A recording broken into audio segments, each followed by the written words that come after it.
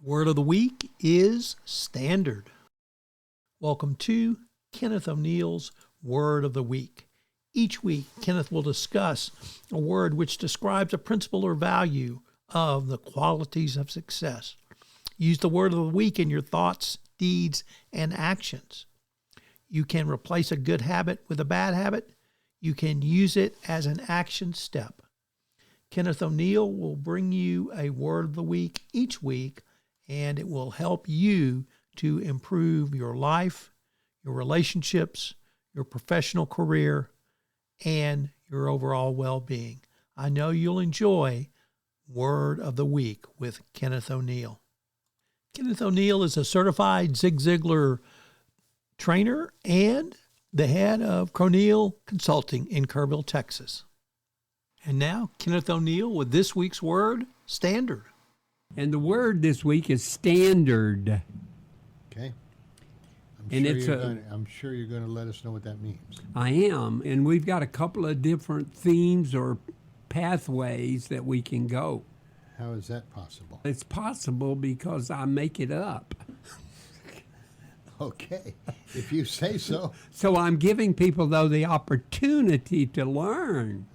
Okay. So let's look at this. It's a reflection of your integrity, your discipline, your commitment to excellence, and it's a level of quality, of principle, and expectation. So your standard. And it's used as a measure of your conduct or your achievement. Now, it represents, what do you stand for, Rick? What do you stand for? And what can about others... 5'10". 5'10", okay. What you stand for in your beliefs and what other people can expect from you. Uh-huh. Okay, so you set a standard. The word comes from, we love to go back into history. Where did this word come from? It comes from the French, meaning military banner or a flag. Standard, a standard. And I'm going to cover this for you because you're looking at me with quizzical eyes. And so a banner or a flag. And the old German, which was really the root word, meant to stand, to stand. So here we have a banner or a flag standing, all right? So the idea was a flag standing upright as a rallying point for soldiers. All right? So think about that's where it originally came from. And by the late Middle Ages, which I think the late Middle Ages would be 1300 to 1500 or something like that. Do you need to cover that noise? No, you're okay. All right. So then it became, at that time, to mean a model or a rule that we should follow. And finally it came down to where it was a measure of quality or principle. All right, so think about this, the standard bearer, the flag, but now it means a quality or a principle. And when we're looking at true leadership, leaders raise their standards to inspire other people to rise with them. So lots of times I've heard over years, you need to raise your standards. In other words, thinking about yourself, expect more, raise your standards, and look at all of the opportunities. Now, some of the traits, because what we do is we come up with the word that is added to standard, a standard bearer. All right, so the standard bearer would be the one bearing the standard, which is to stand, a flag, a banner. So they're there. So the common trait, A human flagpole. Right, that's kind of, okay. Let's look at it like that. So we get, so it's the courage to hold the standard high, even if you're under attack. Now, see, the way we're looking at this is in your relationships and everything, how should you handle them? You want to be the person with the highest standard. Secondly is your conviction, which we all know that is based in our faith, our justice, and our principles that we have. And the standard bearer, through these traits, influence that inspires others to rally to the occasion. In other words, the standard bearer is right in the front. So he or she, it was mostly he when this all started, but he's standing there with the flag or the banner. And there, in history, there's lots and lots of stories about the historical people that did this.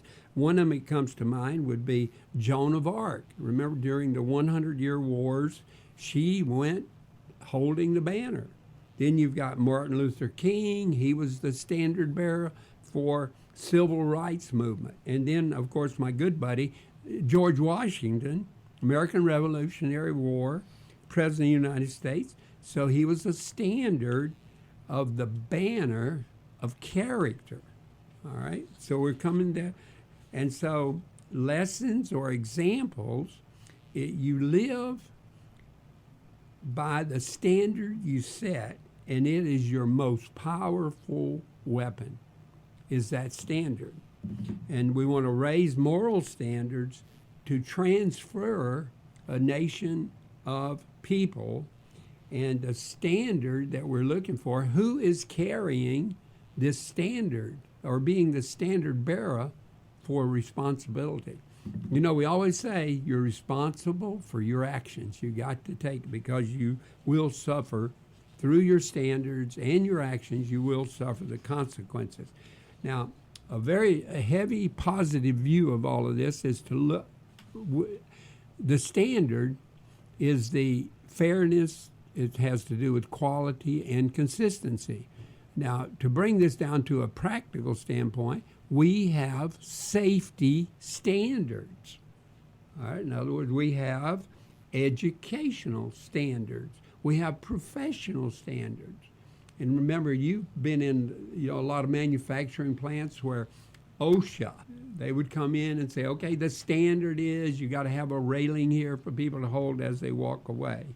And so we're living in this big changing world all the time of everything that's going on. So what is the number one thing, the number one standard that is most important to everybody, or it should be? It's one word,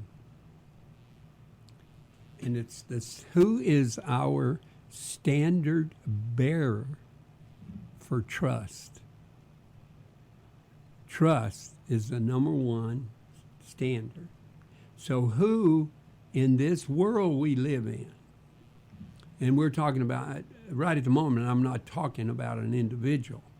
We're talking about in the time we live in now, and just think about the things that we have suffered here, starting with the flooding and everything we had July 4th. Who are the people, the institutions that stepped up in trust, that we trust? First responders. We look upon any kind of emergency services, the police, the law enforcement, trust. We trust those people. They are national surveys, worldwide surveys. They're the highest ranked institutions in terms of trust at a community level. In our community, we should support them. We should give them hope and encouragement. But what do? We also hold them accountable. We give them high respect and trust.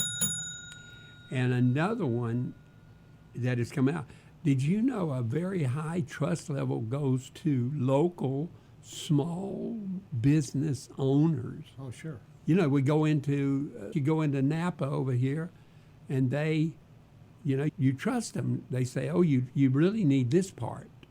All right. And then thirdly, the military. We always hold the military up. So first responders, and then probably one of the institutions that we really hold dear is any of our health care things.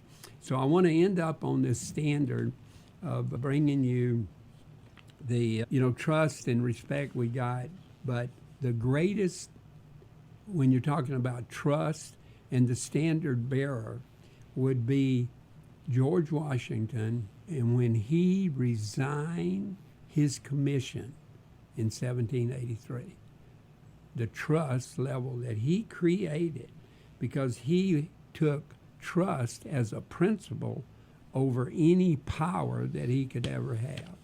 So I'm going to end with this great little story, is that, and this is true because I did this. All right, so we had this little Saturday morning clubhouse. There were 8 or 10 of us little boys. We were 7, 8, 9, 10 years old. And we'd meet, and so when we did the first meeting, we built this lopsided tree house. And we got up there and we said, okay, we got to have some standards, some guidelines. And we said, we want you to say what you mean, what you say, but don't say it mean. And if we can live that out, that is an illustration of the standard of effective communication. There you have it, ladies and gentlemen. Standards, set them high. Okay, I thought maybe you were going to go into a building inspector for your treehouse, but that didn't happen, okay? Ladies and gentlemen, Kenneth O'Neal. If you'd like to chat with him, it's merger@windstream.net, or you can call him and set up an appointment and just chat. Yeah, by 830-285-7010. And you know what? Since today's a brand new season, we're looking at fall. So I have a special offer, is that when they call, if they have a business, I'll give them a free business assessment. Okay. Free business assessment. Just call and say, hey, can I have one of those free business? And that way we can talk about their business, and we can talk about growth, and we can talk about the standards that they have in their business. Okay. Hey, thank you very much. You're quite welcome. It's every Monday, ladies and gentlemen, right here on Encore. This is Tom Fox. I'm a co-founder of the Texas Hill Country Podcast Network. If you've enjoyed this podcast and you would like to talk to us about getting your own podcast on the Texas Hill Country Podcast Network, we'd love to talk to you. So you can reach us at our website, through our website, the Texas Hill Country Podcast Network. Word of the Week with Kenneth O'Neal is our latest podcast, and we will present Kenneth's word each week going forward. They will be insightful, they will be useful, they will be important, and can be a significant increase of all aspects of your life going forward. I hope you'll subscribe, rate, and review this podcast wherever great podcasts are listened to. This is Tom Fox. Thank you so much for listening.